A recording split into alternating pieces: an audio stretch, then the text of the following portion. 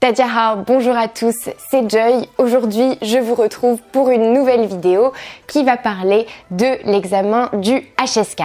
Avant de commencer, cliquez sur le bouton s'abonner juste en dessous de cette vidéo et vous pouvez également récupérer en description de cette vidéo mon guide gratuit pour manger et voyager en Chine. Donc vous avez plein de phrases de vocabulaire pour manger et voyager en Chine. Donc cliquez dans la description pour le récupérer tout de suite. Alors aujourd'hui, je voulais vous parler un petit peu de l'examen du HSK.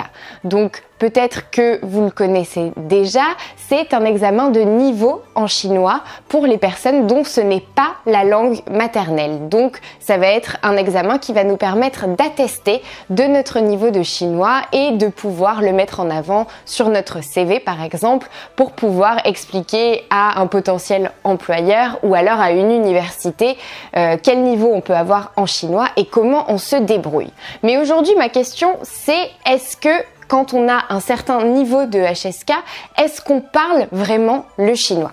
Alors, pour comprendre tout ça, il faut savoir qu'il y a 6 niveaux dans le HSK, donc du niveau 1 au niveau 6. Quand on a le HSK 6, on est considéré comme quelqu'un qui sait vraiment très bien parler chinois, qui peut lire la presse, qui peut lire les journaux, qui peut faire énormément de choses en chinois, qui peut s'exprimer sans aucun problème. Et quand on a le HSK 1, on peut déjà s'exprimer avec des phrases très simples, avoir du vocabulaire de base et parler un petit peu de la vie de tous les jours. Je vous avais fait une vidéo où j'en parlais plus en détail que je vous remettrai juste ici si ça vous intéresse. Mais aujourd'hui, c'était juste pour vous dire voilà qu'il y a 6 niveaux. Mais en fait, ce dont je me suis rendu compte, c'est que ça ne veut pas vraiment dire grand-chose. Alors, je vais m'expliquer. Tout simplement, il y a beaucoup de personnes à qui j'ai parlé récemment qui m'ont dit « Ah oui, moi, j'ai le HSK 4, j'ai le HSK 3, j'ai le HSK 1. » Enfin bref, beaucoup de personnes se sont basées là-dessus pour m'attester de leur niveau. Sauf que, en parlant un petit peu plus avec elles, je me suis rendu compte que ce HSK ne signifiait rien, tout simplement parce que l'examen est un examen qui est 100% écrit. Et le fait que l'examen soit 100% écrit, qu'est-ce que ça fait? Eh bien, ça entraîne que les personnes ne savent pas parler chinois. Or, on apprend quand même la langue pour la parler et le fait que l'examen soit 100% écrit, pour moi, c'est vraiment quelque chose qui n'est pas une bonne chose, qui est plutôt un inconvénient. Et d'ailleurs, pour avoir passé moi-même plusieurs niveaux du HSK, je peux vraiment dire que oui, il n'y a aucune épreuve orale et que c'est vraiment un problème. Parce que pour moi, le plus difficile dans la langue chinoise, ça reste l'oral, la prononciation, les tons et la formation de la phrase. Et pour le coup, à l'écrit, oui, on a la formation de la phrase, mais on n'a pas la prononciation et les tons. Donc on écrit tout en caractères. Certaines personnes me diront que les caractères c'est très difficile. Pour moi, vraiment, ce n'est pas la difficulté vraiment la plus grande du chinois. Donc on écrit tout en caractères, mais en attendant, on ne parle pas. Et ça, c'est vraiment un problème pour moi. En fait, je me suis rendu compte que la plupart des personnes qui disaient qu'ils avaient tel ou tel HSK ne savaient pas parler chinois.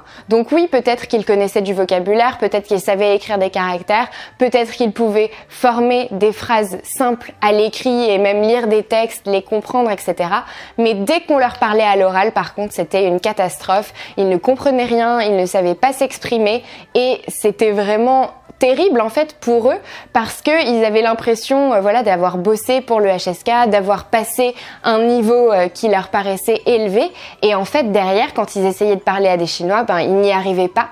Du coup, ils se décourageaient et c'était la catastrophe parce que une fois qu'on perd la motivation, une fois qu'on se dit ah mais en fait, j'arrive même pas à parler à des Chinois alors que j'ai le niveau par exemple HSK 3 ou HSK 4, eh bien c'est vraiment dommage. Donc aujourd'hui, ce que je voulais vous dire dans cette vidéo, c'est que le HSK c'est bien pour attester de son niveau, mais c'est bien si vous parlez aussi. Étant donné que l'examen est 100% écrit, il faut que tout ce que vous ayez acquis en termes de vocabulaire, de grammaire, de construction de phrases, de caractères, il faut absolument que vous l'utilisiez à l'oral également. Parce que si vous ne le faites pas, eh bien, vous allez être super fort peut-être à l'écrit, mais à l'oral, vous ne saurez pas du tout parler, vous ne comprendrez rien de ce qu'on vous dit et ça, c'est vraiment dommage. Donc, ce que je vous invite à faire, c'est, oui, vous pouvez passer le HSK, bien sûr, c'est une bonne base de travail aussi, mais vraiment, essayez de parler le plus possible. Utilisez ce que vous apprenez, c'est vraiment super important. D'ailleurs, j'en ai parlé aussi dans une autre vidéo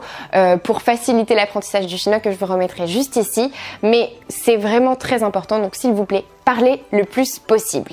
Voilà, c'est tout pour cette vidéo. J'espère que ça vous a plu. Si c'est le cas, aimez-la, partagez-la. Dites-moi en commentaire ce que vous pensez de cet examen du HSK. Et moi, je vous retrouve très bientôt pour une autre vidéo.